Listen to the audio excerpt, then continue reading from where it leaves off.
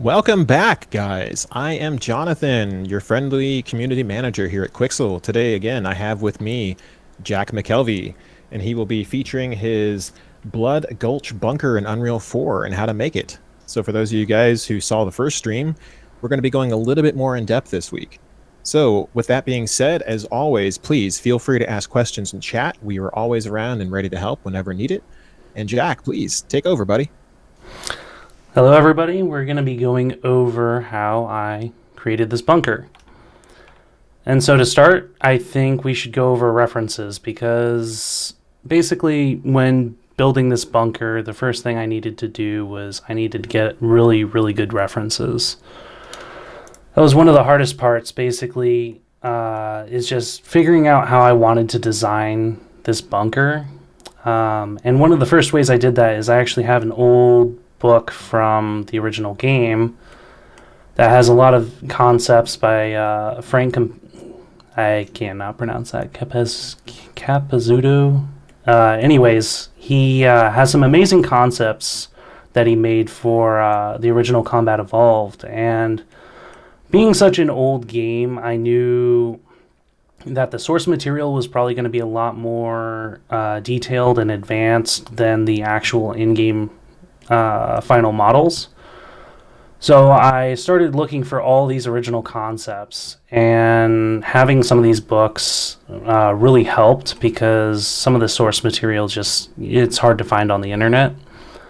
But this really helped in figuring out what they were trying to accomplish with their design language. Like, you can kind of come in here and see immediately what they were trying to do with the 45-degree angles and how everything was coming together with the different shape languages. Like, you can see how the lines all flow in one direction, but at the same time, you have some breaks here where sometimes it's not going just straight, sometimes it'll pull down and go out, and everything kind of flows together, but at the same time, it's got some variety, it's got some variations to it, and there's a lot of nice angle changes to it.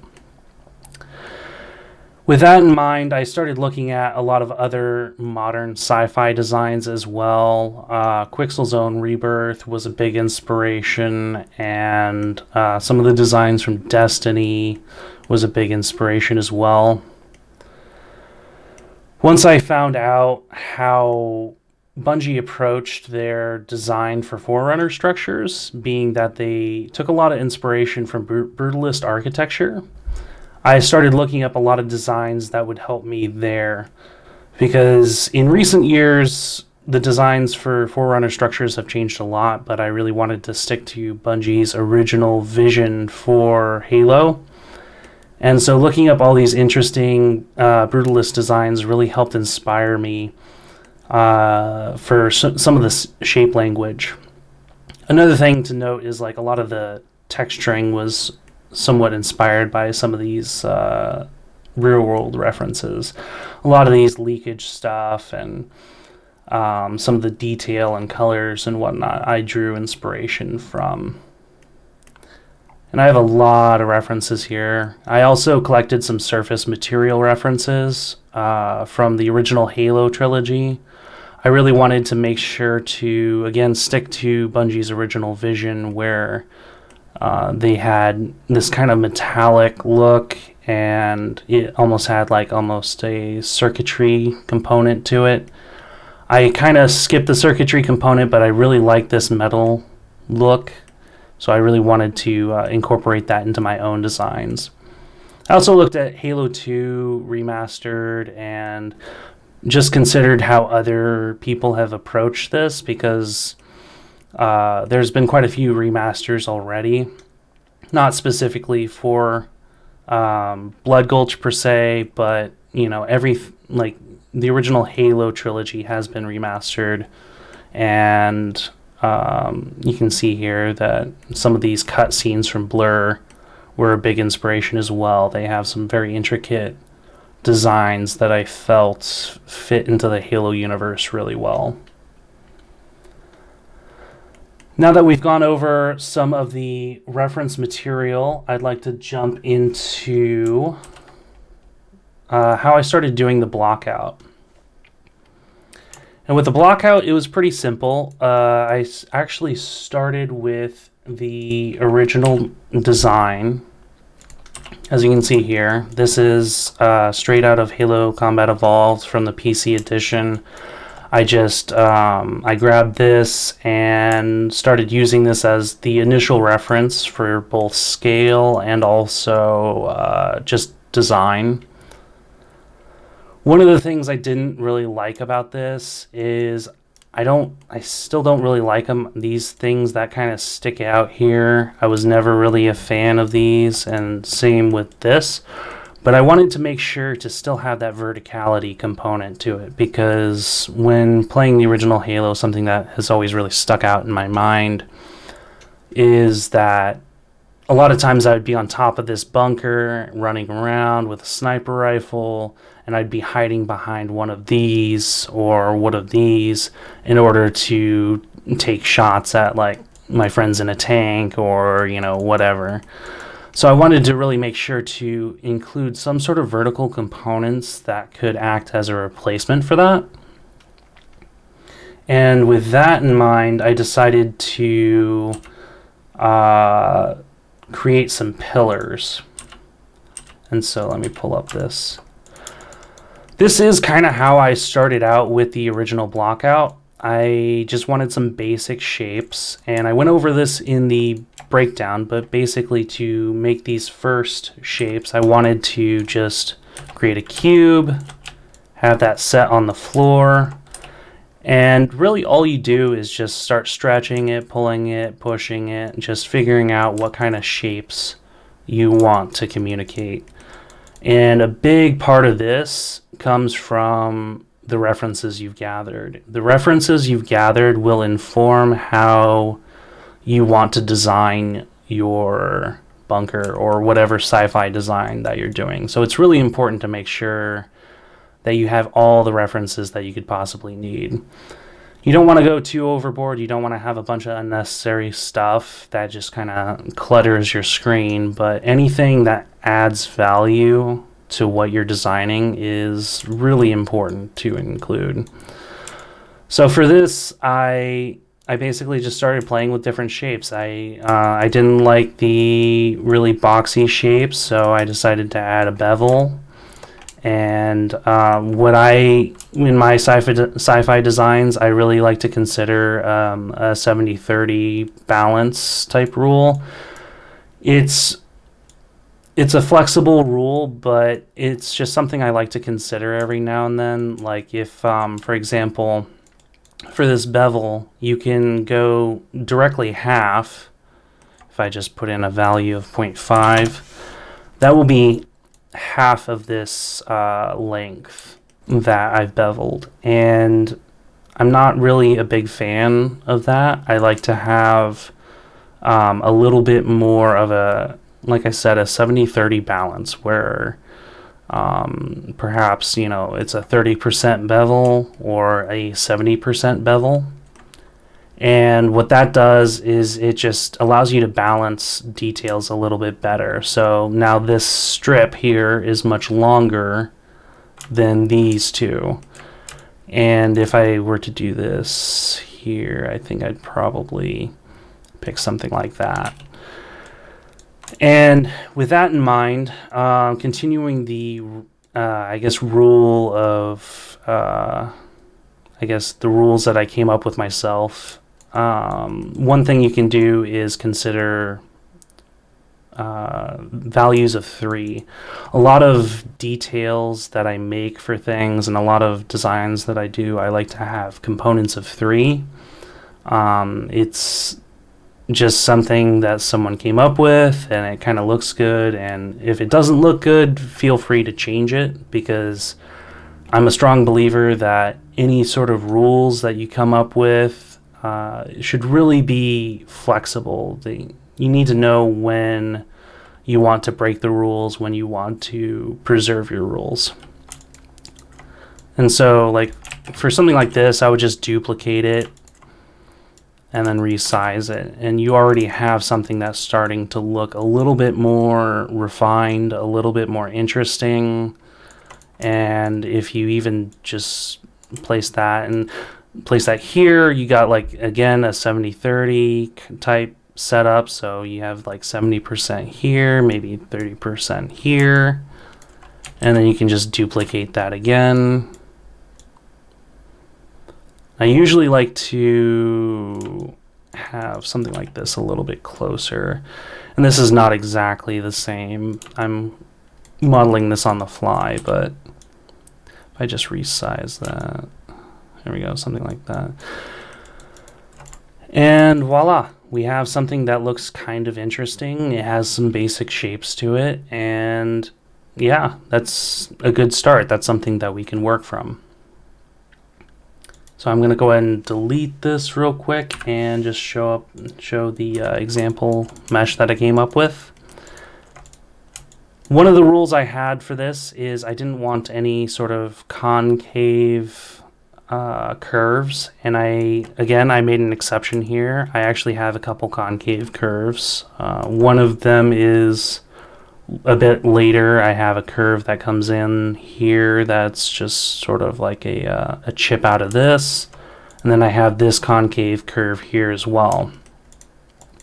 So it's really important to consider when breaking your own rules might be a good idea, because here I felt like it really actually added to the design principles that I was making for myself. All right, before we move on, is there any questions, Jonathan? Not too many, aside from the usual. Well, there is one. Okay. I guess when I say the usual, it's like the age-old question: why are you using Maya instead of Max? Is that personal preference, or any other particulars that you might want to share? It's pretty much personal preference. I'm very familiar with 3ds Max. I've used 3ds Max for years, and when I first started in the industry, that's what I used for, I want to say, 3 or 4 years. And now what I'm using is obviously Maya. And the only reason for that is because I ended up working at Sledgehammer, and they required that I use Maya. So I started learning how to use Maya, and I just kind of decided that I liked its workflow a little bit better for myself. I end up making plenty of environments, obviously, and I feel like Maya just kind of works a bit better for those goals for me. But I've also used Modo and Blender, and I'm pretty familiar with both of them. I use ZBrush all the time. It's really just kind of a personal preference thing. Like, I'm familiar with all of them. It's just, yeah, this works best for me. Yeah, what I tell people is just use what works. If you like Blender, use Blender. If you like Max, use Max. If you like Maya, use Maya. They all have their strengths, they all have their weaknesses. Although, if you're one of those people who can understand how to use all of them, you are in a very good position. Yeah, exactly. I think the most important thing is just to try all of them, see what works best for you, because for the most part, I think it's important that you just work with something that you work well with. If you're constantly working against the grain, you're not going to be very productive. So just work in something that works for you. And the only way to figure that out is to try everything out and see what works best with the way you think. For those of you guys listening, definitely experiment with the different tool sets that are out there if you're new to 3D modeling. One of the worst things you can do is get into the trap where you work with one tool because it's the one that you learn in the beginning, but you may never realize that there's another tool that you just work natively with much more fluidly. Just because maybe Modo is your tool of choice, or maybe Max is, or Blender. There's no way to know until you try them all. Yeah, I totally agree. Just try them all and see what works best for you. All right, so now that we have our basic shapes here, one of the things I really wanted to do is I wanted to kind of pull away slightly from the brutalist designs that were in my references, and I did want to incorporate a little bit of some organic shapes that are kind of more familiar, more used in like Halo 5, for example. I still really wanted it to have a machined look and to have a very particular hard surface look to it. So what I decided on was I wanted to add some smooth curves throughout the mesh. And there's some ways that I kind of compensated for the smoothness in order to keep the sharpness that I'll go over. But let's go ahead and start going into these bevels. It's pretty simple. All I wanted to do was just combine these meshes. Let me do that real quick. And so I just selected all of the edges that I would need.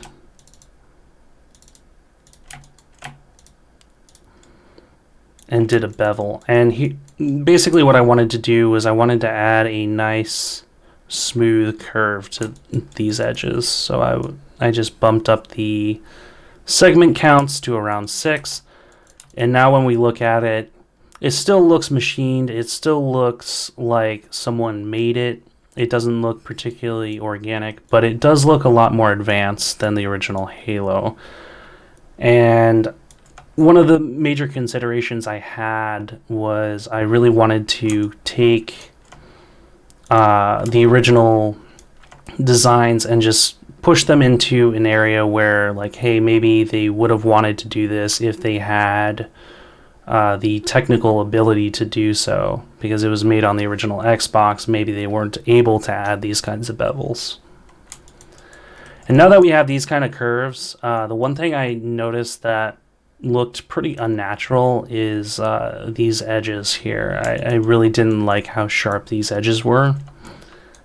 And so I just grabbed each of these edges, and there's a nice little function in Maya. I don't know how many of you are using Maya, but one thing that can be kind of upsetting is double clicking will not get you to select these additional edges if it's an n-gon surface. So if you just select all these different edges, there is an alternative. If you go to select and go to contiguous edges, that will get all those edges that you cannot double click. And I use that all the time. So for this, I went ahead and beveled the edges. And usually what happens if you're pushing one, it's because vertices are overlapping, but it doesn't look like that's the case here. So I just went ahead and cranked that up to a higher value, maybe 3. And now you can already see how the light is catching this object so much better. We have some nice curves here, we have some nice curves here, but most importantly, we also have some nice edges that are catching the lighting as I move around. That's something that with hard surface models like this I consider a lot, is I look at how my object is catching the light, and if it's interesting and if it's good to go, then cool. If it's not, then I need to consider ways in which I can make it more interesting. So now that I've talked about beveling a little bit and how I approach beveling, I think it's time to go into some of the decals and panel lines that I have. Just go ahead and find them real quick. Add that. So once I got further in my design, I decided that I really needed some panel lines, because if you look in the originals, there is panel lines everywhere, and that's a huge defining factor in how it looks. Let me go ahead and pull that up. It's in a slightly different position. So as you can see here, these are my panel lines. They're super simple. Basically, I just used a trim sheet, and if I can actually pull that up here real quick. I have actually 2 trim sheets. One I'm not using anymore. Originally I had some ideas that just didn't really pan out, but the other one is for the panel lines. And open this up. Here we go. So this is actually my original trim sheet. And basically, I have a lot of stuff on here that I'm not actually using. Some of it is stuff that I'm using, but some of it isn't. And that's kind of how it goes. I designed this trim sheet originally to be something that was flexible, and I could use a lot of different elements in order to design it. But basically, a lot of this stuff just kind of turned out to be stuff that I didn't need and didn't want. So really, all I'm actually using is the panel lines. And so, basically, one way you can create panel lines is you can make a surface live. So if I come up here, I select a surface, come up here, make it live. That will allow me to draw on the surface. And this can be really useful for a lot of different ways, in a lot of different reasons. Basically, you can go to Quad Draw and you can just start clicking. Once you click for vertices, you hold Shift and you'll create a face. You can do it again and hold Shift, create a face. And you can do this super rough. You can move it around and it's all going to stick to this surface.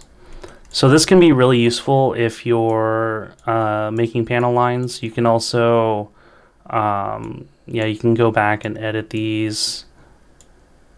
And yeah, I find that fairly useful. Another thing you can do is you can, if you hold Shift, right click, and enable interactive creation, what you can do is you can create stuff directly on this surface. You pull it out, then you can delete extra faces if you want. Then you have something. And again, since that surface is live, you can just move these vertices around to something that can be useful.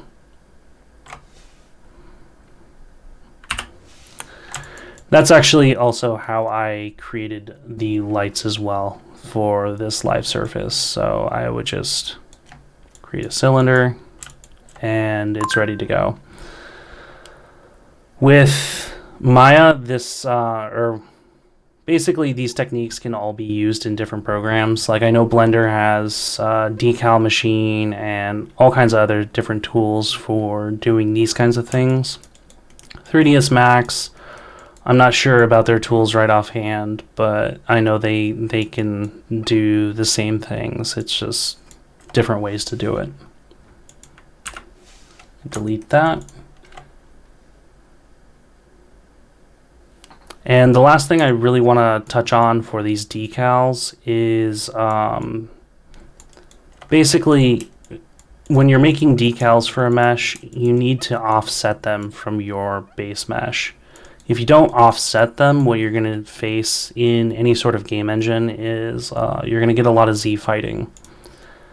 And so one of the ways you can offset these meshes is just select all the faces that you need. And you can either hold Shift and go down to Transform Component, and then use the blue handle to push out the vertices. This is going to push everything out based on the vertex normals. Or you can also access that, I believe, in the Edit Mesh Transform menu. So it's going to do the exact same thing. All right, I know that was a little complicated, but Jonathan, do we have any questions regarding decals, beveling, anything of that sort? No, not exactly, but you have used Max in the past, so maybe you could just make a very, very brief overview of how to do the same thing in Max. Yeah, so in Max, I think the way I would approach it is, let's see. It has been a while since I've used Max. I think one of the best ways that I would approach that is I would actually use the modifier stack for something like this. So as you can see, this pillar's over here in the corner because I wanted to copy it and rotate it around. So one of the things I could do is I could have that actually centered in the world, do all the decals there, and then add an edit mesh or edit poly modifier on top of that, move this stuff out, and then array it around. And that would be significantly easier because what I could do then is I could go into the mesh, which is on the grid in 3ds Max, and then I could edit that stuff there, and it would propagate to all the other meshes.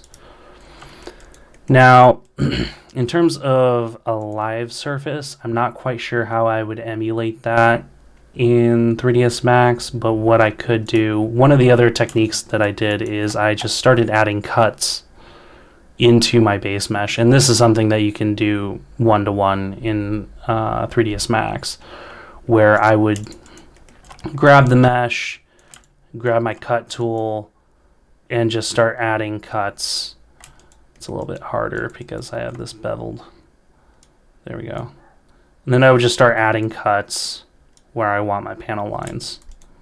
And then at that point, what I could do is I could take my edge.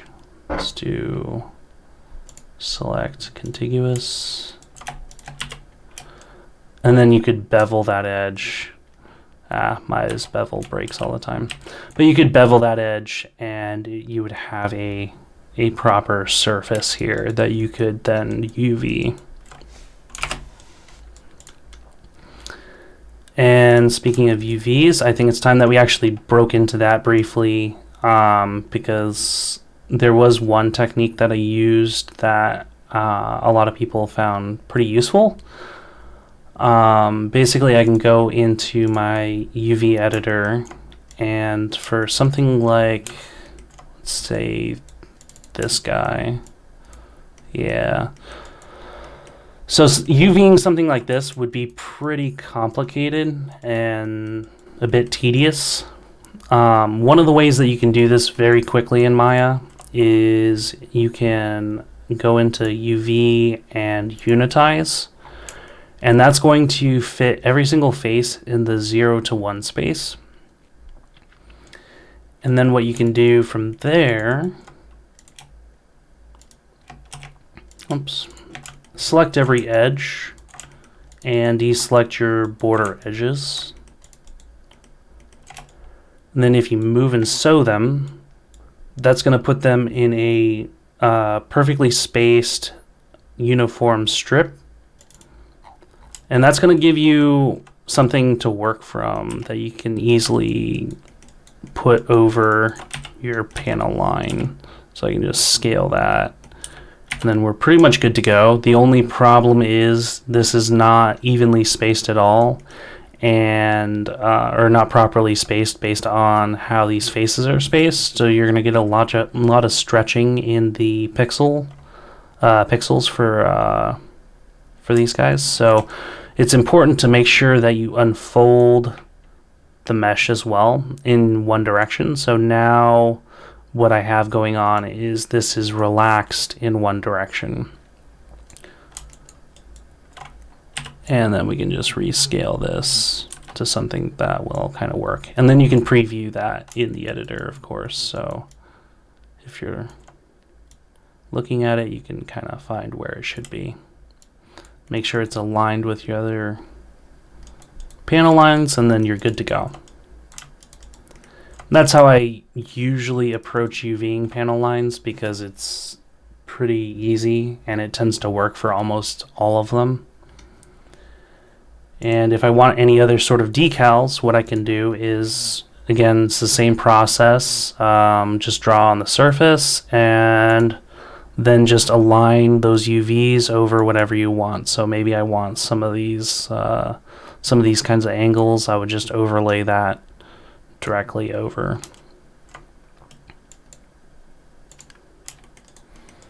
All right, I think the next thing we should talk about is surface normal corrected normals. So basically with this, I really needed bevels for everything. And there was a couple different ways that I could approach that, but I knew for each of those ways that I would need to correct the surface normals. So with this, we can start by beveling this edge and smoothing it. And as you can see here, if you're looking at these little green lines that are coming off, you can actually see how, there they are. You can see how these green little lines are pointing out at a direction that's not directly up. And that is a problem. We want to make sure that those surface normals or those vertex normals are actually pointing in the right direction. Otherwise, what you'll get is you'll get a kind of odd gradient from here to here, and you really don't want that. So there's a couple ways that we can approach fixing the vertex normals. The first one in Maya is kind of not the best option, but it is an option. You can go to the vertex normal edit tool and then just rotate them into place, and that just requires you to eyeball it. Alternatively, for just about every program, there's scripts that you can use that does this automatically. And for me, I'm using a script that when I do it, it just points the vertex normals in the direction of the face normals. So it'll automatically correct these. And if I just do it again, you can see how it's shifted those vertex normals in the correct direction.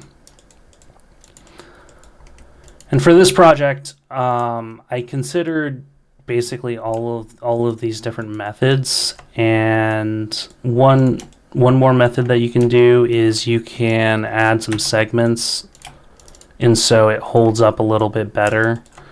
If it's intersecting with other objects, this is a very good way of doing things because it's not that much more expensive, but if it's like intersecting with the ground, it's going to look a lot better than a harsh corner or even something like this. So this can be very valid, but at the same time, you know, you're still having those vertex normal issues, right? So if I look here, this is still not pointing up, it's pointing off in a direction that it shouldn't be. So again, these need to be corrected. And now when I look at it, it's good to go. The final way of doing it, and this is the way I did it with the bunker because it's the fastest and probably the easiest method out of these three. You can bevel a corner, and in Maya you can turn off chamfering, and that will leave you with a nice set of supporting lines. And this will actually by default have the correct vertex normals because you're not actually beveling here. This is a flat surface, and it has these supporting lines. So that's the reason why I went with this method, is just simply because it would be a lot faster and easier to handle, given that I didn't have as much time as I would like to do these other methods. And one little tip here is if you're having a hard time seeing your vertex normals, the first thing you should do is shift right click, make sure that you have your vertex normals on, because by default they are not. The other thing you can do is go into, I believe it is, yes, display polygons and then normal size. If you're finding that you have to zoom in really far to see those vertex normals pointing out, what you can do is you can actually change this here. So you can make those lines a lot bigger. And this is per object, so I can set this to 1, and this will still stay at 5.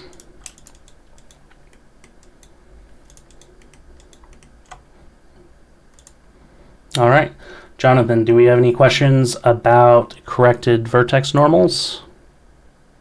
Nope, not that I can see. Although one of the users by the name of X Positivity mentioned that you may want to look into using a script to automate some of this, just so it's a little easier. For those of Yep. you using Macs, I actually use Weighted Normals by Martin Bugis, which I am most likely completely butchering his last name as he's Dutch, and I am not. But from ByteHazard.com, the Weighted Normal script is amazing for getting rid of a lot of those smoothing errors, especially in Macs.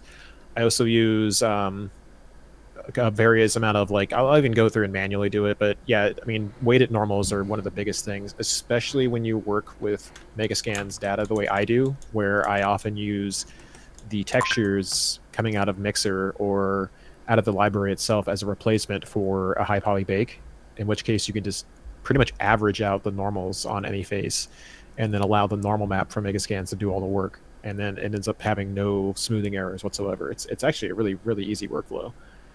But I digress. Continue on, sir. Thank you. All right, so now that there's no questions on that, and I was going to mention I do use a script for this. There's, like I mentioned before, there's tons of scripts out there for pretty much any program. I think the only thing that I can think of that might not have that is maybe ZBrush, but I know Blender has it. I know 3ds Max has it. I know Modo has it. I know Maya has something like that. So scour the web, make your life easier. Find those scripts that really help. And now I would actually like to go into some of the texturing for the bunker real quick. Before we do that, I do want to talk about briefly how I approached UVing this, because it's very simple how I UV'd it, but I do want to touch on it briefly. Basically, all you really need to consider is how your UV islands are oriented. And you also want to make sure that they're packed pretty evenly. They don't need to use all of the UV space at all. They just need to have similar texel density against each other. The main thing that I wanted to keep into consideration was that they're oriented correctly. So as you can see here, this face is facing up, it's facing the same direction. And the main reason for that is because when you apply a tileable texture, a lot of times textures have some level of directionality to them. They have a flow to them. And you want to make sure that that flow is going all the same direction, right? Like you don't want some lines going down, and then on this face over here, suddenly they're, horizontal. That can look really jarring, and it's best to just avoid it. And since I'm using a tileable texture, basically you don't have to worry about how it's packed as long as, something isn't scaled way off. So let's go ahead and go back over here to the editor, and let's look at the metal material, the base metal material for this. And it's nothing complicated. Basically what I did is I just looked through Bridge and found a metal material that would work and made a very simple material out of it. This is basically just a metal material. It's nothing complicated. You don't need to look at this stuff. It's just a metal surface that's tiling across this surface. And if I come over here, exit out of that, you can kind of see how it's just a tileable texture that's going across the surface. There's nothing complicated. There's no there's no grime or anything that's been gathering in the crevices. All of that was added by hand after the tileable texture was added. So if I just turn on the grid here, you can kind of see how these decals were placed. And they were all placed by hand. So basically this was just, I would take a decal, a leakage decal that I grabbed again off Megascans, and I would just line that up to the different panel lines, line it up to different elements of the bunker that I felt needed some leakage, and I would add that there. If I open up this material, this is actually pretty much a default leakage material. There's nothing complicated about this. If you bring it over from Bridge, you will get the same results that I have here. And that's pretty much all that it really took from a texturing pass. Is I placed all these decals by hand, and if I were to do this again, what I would actually do is I would approach these decals in the same way that I did these other decals. And in that, I mean, I would be over in Maya and I would be placing these by hand. Because by placing these in Unreal Engine 4, we have a bunch of decals here now, and those are extra draw calls, and it's a performance hog that doesn't really need to be there. So if I were to do this again, I would use the same method as I did for the panel lines, basically. One of the other things I wanted to go over as well is how I decided to blend the bunker with the terrain. This was actually a really important part of making this scene. It was pretty challenging to get a metal like this to blend with the terrain. It was just, it sat out like a sore thumb, and I was just like, having a very hard time getting it to look natural. So one of the ways I actually did that is I made a little mesh in Maya. So I'll come over here and show what it looks like. It's just a little plane here. That's what that looks like. It's just a plane with some subdivisions on it.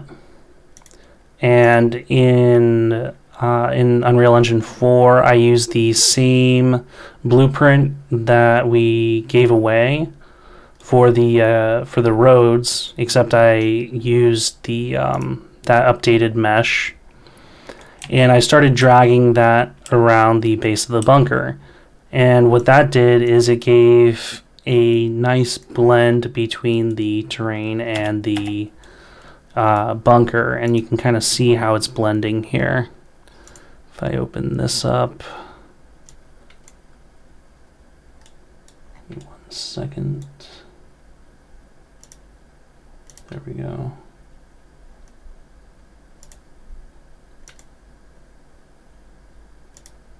Yeah, I'm not going to worry about it. But basically, the material is also the same as the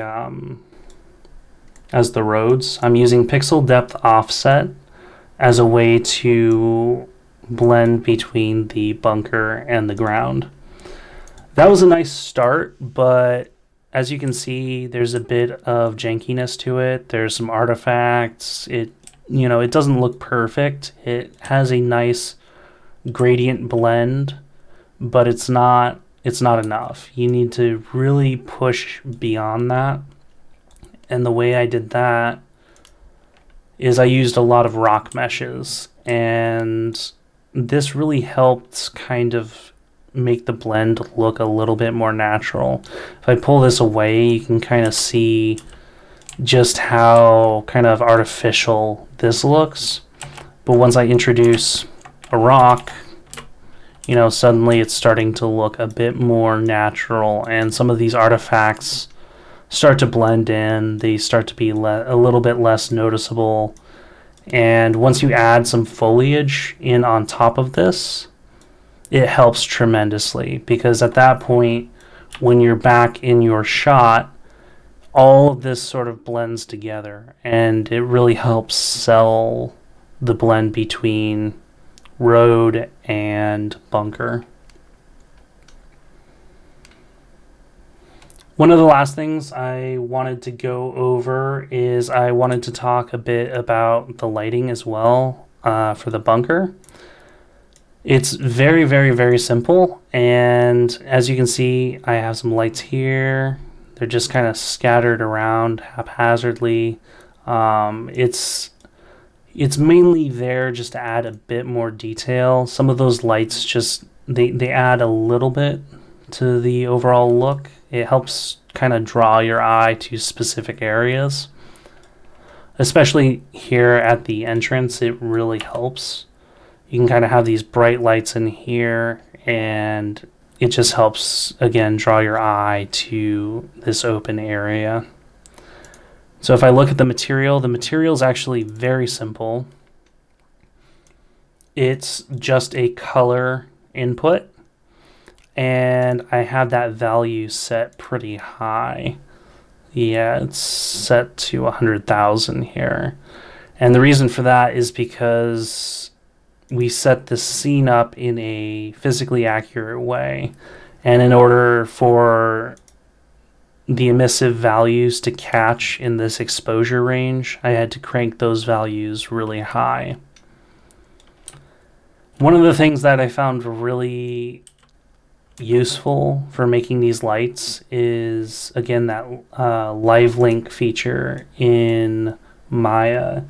It's tremendously useful. So if I just pull up, let's see, there we go. So if I just want to start like adding some lights to this, all you have to do is just enable the Livelink feature, and you can start drawing on the surface. And if I just grab every face, I suppose that was a bit redundant, but that's okay. If you, in Maya, if you go over here to this transform widget, you can actually change this to object mode. And if you're drawing out on the surface like that, it should align to the surface of whatever you were drawing on. So now what you can do is, now that you have like an object that you want to be lit, you can just copy that around. And so just, I'll actually disable this because I don't want it to be adjusting while I move things around. So then I can just duplicate, duplicate, duplicate, and then voila, we have some lights here that will work perfectly. And this can work for the decals as well. It's all the same system, all the same techniques that I use. So yeah, I think that's a pretty useful little technique that really helped speed the process along for me, especially because this is not dependent on being on the grid. So you can draw this anywhere. It doesn't have to be on the grid. Then you can copy it around and you're good to go. All right, Jonathan, is there any questions about the lights or blending with terrain or anything like that? No, I think you're doing such a fantastic job of explaining everything that we're not really getting that many comments. That's unheard of. Well, that's good to hear. I'm glad. So I think one of the last things I really wanted to talk about is line flow, and just, again, going over some of the rules that I set up for myself with the sci-fi designs, because that really influenced me a lot more than I thought it would. And I find that with sci-fi designs, and when people are making sci-fi designs, sometimes the hardest part is just getting started and just kind of breaking through some of those initial design processes. And I really wanted to make sure to hammer home the importance of making rules for yourself. And so, again, one of the rules I had for myself when making this is I really wanted to generally avoid concave curves. And as you can see, I have a concave curve here and a concave curve here. So it's important to know when to break your rules, but it's also important to have those rules because they help define whatever you're working on. One of the things I also wanted was I really wanted some 45-degree angles and cuts. So that's one of the main reasons for my bevel here, is I really wanted a nice, 45-degree change. and I kind of incorporated that into multiple parts of the design. So up here, I had a 45-degree change where it didn't happen up here. I have another 45-degree change here, and that is reflected as well in a lot of the panel lines. I wanted to make sure that the designs that are in the base structure were reflected in the panel lines as well, because that helps control flow. And if you don't have it matching at least a little bit, what you're going to have is you're just going to have something that's really chaotic, and it's going to not look like a cohesive design. The other rule that I really wanted to set myself is I wanted a lot of sharp angle changes. So with these curves, I like those curves, but I really wanted to keep it sharp because that was a really notable aspect of Halo 1's art design. Is with the brutalist architecture, everything's really sharp and blocky, and I really wanted to have that come through in my design as well. So whenever I made these bevels, I was always on the lookout for places where I could have these sharp angle changes. And so I have like a sharp angle change here, sharp angle change here, and it's reflected through the entire piece. And I think that really helped as well with how I wanted to design this. And keeping all of this in mind is super important, because as I'm designing these different sci-fi pieces, I'll run into an area where I want to do something, and I'll ask myself, is this something I should do? Is this something I want to do? And I can answer those questions because I have rules set up in place. And if you don't have any rules set up in place, then how can you really answer those questions? So I wanted to make sure that everybody understood that I have a set of rules based on those references that I showed earlier. One of the things I also really wanted to keep in mind with this is, again, the use of 3. I really wanted to make sure that my big pieces were in sets of 3, and everything else kind of didn't need to abide by that rule, but the bigger pieces I wanted to be in sets of 3. And with that said, I don't think I have a whole lot more to talk about, Jonathan. So if we have any other questions or anything else we'd like to cover, then let's do it. Yeah, guys, let's open the floor up to you. We had a couple of people who wanted to do an open question session earlier, but I stress again, we can't answer everything you send our way because there's some things we just can't talk about. But if you do want a guaranteed answer from us, or at least a guaranteed question on air, I would recommend asking something about the tutorial that we are discussing today. So while we wait for some questions to come in because of the stream delay, and you know how that goes, Ali El Hashami, if I pronounced that correctly, was wondering what's better to use for asset creation with a Megascans plus Unreal workflow, 3D Studio Max or Maya? The never-ending question. The never-ending question that, it doesn't really matter. That's all it comes down to is, personal preference. Try both. See what you work with best, and then stick with it until you're really good with it. Then you can move on and try something else. That's kind of what I did in the beginning of my career. Is I didn't know what was best, so I wanted to try everything. I tried Blender, I tried Modo, I tried Maya, I tried Max. I stuck with Max for a long time. In my early freelance years, I used Max exclusively. Now I use Maya, but I've used Modo in the past for a lot of hard surface artwork. I think Modo is exceptional with hard surface artwork. At the same time, I don't think it holds up in a lot of areas for environment creation. You absolutely can do that, but it's kind of up to you. Am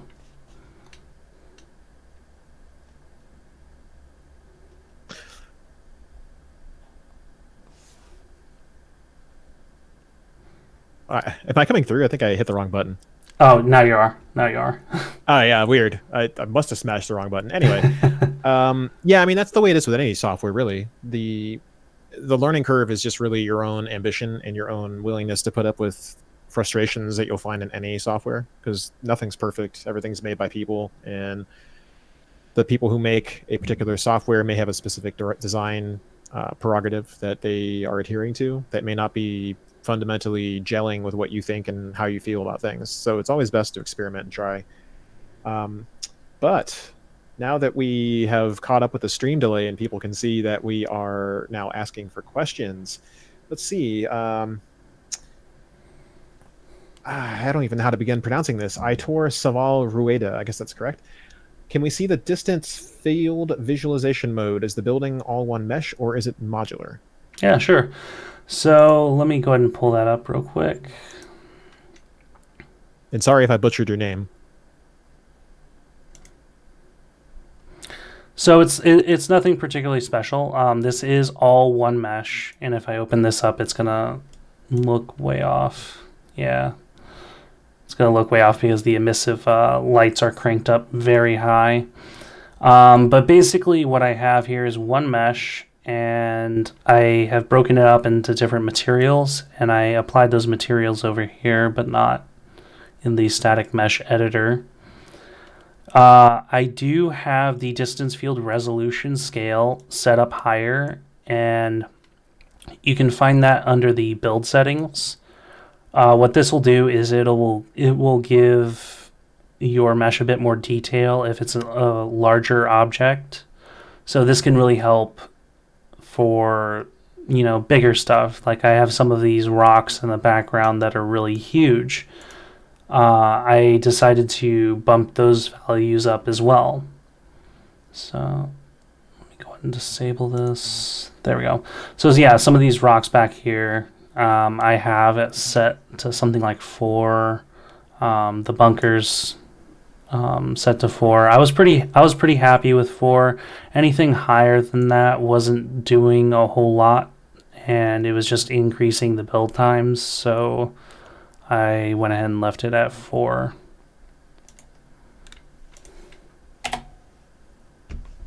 All right. That's a little high for me. Normally I leave it at default, but then again, I tend to make my meshes significantly smaller so that the distance fields get cut up. Although in the last project that I did, or the stream that I did last Friday, the walls of my scene are all humongous pieces because I just can't be arsed to go back in and cut them up to make them smaller because it's just annoying. Yeah. So ultimately, I actually ended up turning off distance fields in the walls because they really weren't doing all that much that the screen space ambient occlusion wasn't doing for me. Really? But the plants certainly benefit from it. So let's see. Any other questions? Saga S would like to know how you would approach this particular project or any project in general if you want unique textures. Would you go over a layer material method in Unreal or vertex paint or unique texture maps? That's a good question. If I were to use a traditional baked workflow, I would probably break this up into multiple components. So, you have these distinct pillars here. You have the round part of the base. You have these pieces and the front entrance. I would break them up into pieces and then UV those in a way that was a traditional tight pack, and then I would just texture those pieces individually. And then I would create some sort of smart material or something, and so I could apply them to each different piece, and so it looked uniform enough that it didn't look out of place when put together. Interesting. Let's see. Any other things to talk about? Ooh, James wants to know. So DDO wasn't used to make this, was it? It was all just tiling textures and whatnot. It's all just tiling textures. So all I did was I went over to Bridge, found a metal material that I really liked, and I brought that over and started tiling it across the surface. Basically, I was just sitting back here in my main shot, and I was adjusting the tiling to be something that looked really nice over here and on some of the big surfaces, because as you get more detailed, like in here, it's not going to be nearly as noticeable. But I wanted these surfaces where your eye is resting, I wanted those to be nice and clean and kind of not repeating, but also detailed enough that if you look at it, it looks pleasant. And then, like I mentioned before, the decals, all of these leakage decals were added after the fact through Unreal's deferred decal system. Sounds good, man. So I think we're at the end of the show. It is now the 1 hour mark. As always, guys, we really appreciate you swinging by to have a chat with us today. It's great to have you on board chatting about this, Jack. I mean, you guys on the Yeah, of art course, team it's a make pleasure. fantastic work. Yeah, it's always nice to be able to showcase internal work that we make. For those of you guys who may not have heard the announcement, but I will make it once more.